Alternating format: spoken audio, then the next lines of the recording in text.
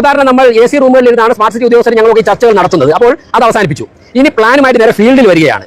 റൂമുകളിൽ നിന്ന് ചർച്ച നടത്തി സ്ക്രീനിൽ പവർ പോയിന്റ് പ്രസന്റേഷൻ കണ്ടു കഴിഞ്ഞാൽ നമുക്ക് പലപ്പോഴും എല്ലാം ഭംഗിയാണെന്ന് തോന്നും. എന്നാൽ അത് ഭൂമിയിൽ ഇംപ്ലിമെന്റ് ചെയ്തിട്ട്, തറയിൽ ഇംപ്ലിമെന്റ് ചെയ്തിട്ട് നമ്മൾ അത് പ്രായോഗികമായി ജനങ്ങൾ കച്ചവടം നടത്തുന്നതും വാങ്ങുന്നതും കാണാൻ വരുമ്പോൾ മാത്രം അതിന്റെ പ്രാക്ടിക്കൽ ഡിഫിക്കൽറ്റി മനസ്സിലാക്കുന്നു. അവിടെ തിരുവനന്തപുരം കോർപ്പറേഷൻ എല്ലാ സ്ഥലത്തും സ്ഥല പരിശോധന നടത്തി. ഇത് നിർമ്മാണ പ്രവർത്തനങ്ങൾക്ക് നേതൃത്വം കൊടുത്ത ഉദ്യോഗസ്ഥരുടെ ഉൾപ്പെടെ സാന്നിധ്യത്തിൽ സ്ഥല പരിശോധന നടത്തി ജനങ്ങൾക്കുണ്ടാകുന്ന പ്രായോഗിക ബുദ്ധിമുട്ട് ഉദ്യോഗസ്ഥരെ നേരിട്ട് ബോധ്യപ്പെടുത്തി ഇത് തിരുത്തുവാനുള്ള സമീപനമാണ് ഞങ്ങൾ സ്വീകരിക്കുന്നത്. അതിന്റെ ഭാഗമായിട്ടാണ് ഇനിയും കേന്ദ്ര ഗവൺമെന്റ് ഒരുപാട് പണം തിരുവനന്തപുരത്തേക്ക് ഡെവലപ്മെന്റിന് തരാൻ തയ്യാറാണ്. പക്ഷേ കിട്ടുന്ന കാശ് വിനിയോഗിക്കുന്ന ശാസ്ത്രീയമായിരിക്കണം, ഒരു നാടിന് പ്രയോജനം ഉണ്ടാകണം. അങ്ങനെ മാത്രമേ സ്മാർട്ട് സിറ്റി പ്രോജക്റ്റ് മുമ്പോട്ട് പോകാൻ സാധിക്കുള്ളൂ, കോർപ്പറേഷൻ ഭരണസമിതി കൂട്ടാൻ സാധിക്കുള്ളൂ. അപ്പോൾ അതിന്റെ ഞങ്ങൾ നടത്തുന്ന പഠനത്തിന്റെയും അന്വേഷണത്തിന്റെയും ഭാഗമായിട്ടാണ് ബഹുമാനപ്പെട്ട കേന്ദ്രമന്ത്രി സന്ദർശനം ഞങ്ങൾ തിരക്കി കൂടി. ഇതിനൊക്കെ അല്ലാതെ പിന്നെ എന്തിനാണ് കൈയടിക്കേണ്ടത്? ശരിക്കും പറഞ്ഞാൽ ഈ പറയുന്ന വെറുതെ വാഗൊണ്ട് പുലമ്പുന്ന കാര്യങ്ങളല്ല, അത് പ്രവർത്തിച്ച് കാണിക്കുന്നതിലാണ് ഏറ്റവും വലിയ മിടുക്കെന്ന് പറയുന്നത്.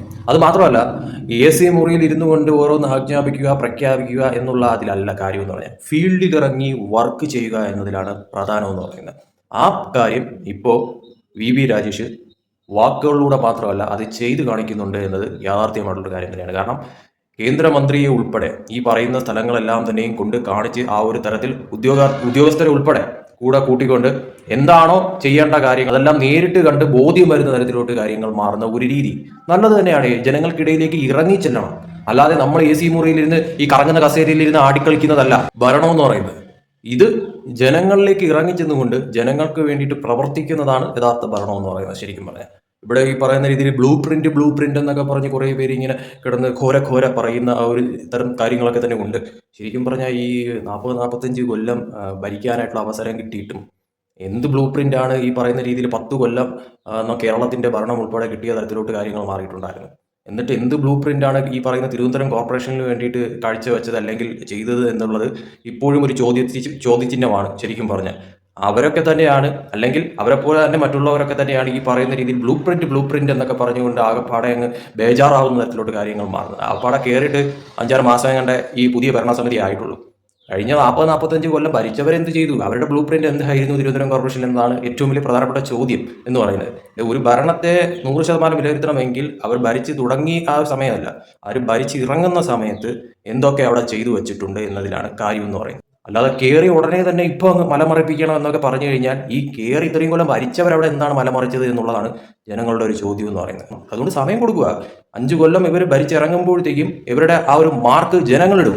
അതാണ് യഥാർത്ഥ വിലയിരുത്തൽ എന്ന് പറയുന്നത്. ഈ 4-5 മാസം കൊണ്ട് ശരിക്കും പറഞ്ഞാൽ ഈ VV രാജേഷിനെ പോലൊരു ആള് ജനങ്ങൾക്കിടയിൽ ഇത്രത്തോളം ഒരു പബ്ലിസിറ്റി നേടണമെങ്കിൽ അത് ചുമ്മാതായിരിക്കത്തില്ലല്ലോ. ശരിക്കും പറഞ്ഞാൽ പ്രത്യേകിച്ച് BJP എതിർക്കാനായിട്ട്, സംഖ്യകൾ എതിർക്കാനായിട്ട്, ട്രോളാനായിട്ട് തലങ്കം വിലങ്ങും ആളുകൾ നിൽക്കുന്ന സമയത്ത് പോലും ഇങ്ങേർക്ക് ഇത്രത്തോളം ഒരു പ്ലസ് കിട്ടണമെങ്കിൽ അത് എന്തായിരിക്കും കാരണം എന്നുള്ളത് ചിന്തിച്ചാൽ മനസ്സിലാവും.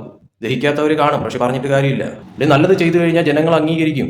അല്ലാതെ എല്ലാത്തിനും ഈ പറയുന്ന രീതിയിൽ തലയിൽ കയറി ഇങ്ങനെ താളമടിക്കാമെന്നൊക്കെ പറഞ്ഞു നിന്ന് കഴിഞ്ഞാൽ ഒന്നും നടക്കത്തില്ല. ഈ പറയുന്ന വെള്ളക്കെട്ടും, ഈ പറയുന്ന നായ്ക്കളുടെ ശല്യം, ഈ പറയുന്ന വേസ്റ്റ്, ഇതൊക്കെ തന്നെ ഈ പറയുന്ന 4-5 മാസം കൊണ്ട് ഉണ്ടായ കാര്യങ്ങളൊന്നും അല്ല. ഇതിന് മുന്നേയും ഇവിടെ ഉണ്ടായിട്ടുള്ള കാര്യങ്ങളാണ്. അപ്പോൾ അതിന് എന്ത് പരിഹാരമാണ് ഇതിന് മുന്നേ ഇരുന്ന ആൾക്കാർ ഉണ്ടാക്കിയത് എന്നുള്ളത് ഒരു ചോദ്യമാണ് ശരിക്കും പറഞ്ഞാൽ. അപ്പോൾ ഇതെല്ലാം പുതുതായിട്ട് കയറി വന്ന ഭരണസമിതിയുടെ തലയിലാണ്, അല്ലെങ്കിൽ അവർ കാരണമാണ് ഇതൊക്കെ സംഭവിച്ചത് എന്നൊക്കെ പറയുന്നത് ശുദ്ധ മണ്ടത്തരവും ശുദ്ധ പൊട്ടത്തരവുമാണെന്ന് മാത്രമേ പറയുള്ളൂ. അല്ലെങ്കിൽ ആടിനെ പട്ടിയാക്കുന്ന രീതിയിലോട്ട്, കണ്ണടച്ച് ഇരുട്ടാക്കുന്ന രീതിയിലോട്ട് കാര്യങ്ങൾ മാറ്റുന്നു. പക്ഷെ ഒരു കാര്യം ചിന്തിക്കുക, ജനങ്ങൾ പൊട്ടന്മാരല്ല, ജനങ്ങൾക്ക് ചിന്തിക്കാനായിട്ടുള്ള ബോധമുണ്ട്. അതുകൊണ്ട് തന്നെയാണ് കേരളത്തിലെ ഭരണവും കോർപ്പറേഷനിലെ ഭരണവും മാറി മറിയുന്ന തരത്തിലോട്ട് കാര്യങ്ങൾ മാറിയത്. എന്തായാലും VV രാജേഷ് തിരുവനന്തപുരം കോർപ്പറേഷനിൽ ചെയ്യുന്ന കാര്യങ്ങൾ, അല്ലെങ്കിൽ ഇനി ചെയ്യാൻ പോകുന്ന ആ ഒരു കാര്യങ്ങളൊക്കെ തന്നെ അത് ജനങ്ങൾക്ക് വേണ്ടിയിട്ടാണ്, അല്ലെങ്കിൽ ജനങ്ങൾക്ക് ഉപയോഗപ്രദമാവുന്ന കാര്യമാണെങ്കിൽ അങ്ങേരവിടെ മുന്നേറ്റം ഉണ്ടാക്കുമെന്ന കാര്യത്തിൽ യാതൊരു സംശയമില്ല. അത് തീർച്ചയായിട്ടും 5 കൊല്ലത്തെ ഭരണം തന്നെയാണ് ജനങ്ങൾ വിലയിരുത്തുന്നതെന്ന് പറയുന്നത്. ആ 5 കൊല്ലം കഴിയുമ്പോൾ അങ്ങേരവിടെ എന്തൊക്കെയാണോ ചെയ്തു വെച്ചില്ല, അങ്ങനെ ഒരു ചുക്കും അവിടെ ചെയ്തു വെച്ചില്ലെങ്കിൽ അങ്ങേര് 8 നിലയെ പൊട്ടും 5 കൊല്ലം കഴിയുമ്പോൾ, അതൊരു സംശയമില്ല. പക്ഷേ അങ്ങേര് ജനങ്ങൾക്കിടയിൽ ഒരു ഇമ്പാക്ട് ഉണ്ടാക്കാനായിട്ട് അങ്ങേർക്ക് സാധിച്ചിട്ടുണ്ടെങ്കിൽ, അല്ലെങ്കിൽ ഈ പറയുന്ന രീതിയിൽ അങ്ങേര് ജനങ്ങൾക്ക് വേണ്ടിയിട്ട്, തിരുവനന്തപുരം നഗരത്തിന് വേണ്ടിയിട്ട് എന്തെങ്കിലുമൊക്കെ അങ്ങേര് 5 കൊല്ലം കൊണ്ട് ചെയ്തിട്ടുണ്ടെങ്കിൽ അങ്ങേര് തന്നെ തുടരുന്ന തരത്തിലോട്ടും കാര്യങ്ങൾ മാറും, അങ്ങേര് വിജയിക്കുന്ന തരത്തിലോട്ടും കാര്യങ്ങൾ മാറും, തിരുവനന്തപുരം കോർപ്പറേഷൻ BJP നിലനിർത്തുന്ന തരത്തിലോട്ടും കാര്യങ്ങൾ മാറും. അതിനൊക്കെ ഇനിയും സമയമുണ്ട്. അല്ലാതെ എടുത്തോ പിടിച്ചോ എന്ന് പറഞ്ഞുകൊണ്ട് അയ്യോ BJP വന്നിട്ട് ഒരു ചുക്കും നടന്നില്ലേ, സംഘികൾ ഇതാണ് മറ്റതാണ് എന്ന് പറഞ്ഞിട്ട് സമരം നടത്തിയിട്ടോ അല്ലെങ്കിൽ കോപിത്തോപ്പിക്കാൻ നോക്കിയിട്ടോ ഒരു കാര്യമില്ല. അങ്ങനെ ചെയ്തു കഴിഞ്ഞാൽ അത് യഥാർത്ഥത്തിൽ ദോഷമായി മാറുന്നത് ഈ ചെയ്യുന്നവർക്കായിരിക്കും എന്നുള്ളത് മനസ്സിലാക്കാനായിട്ടുള്ള ബോധം ആദ്യം കാണിക്കണം.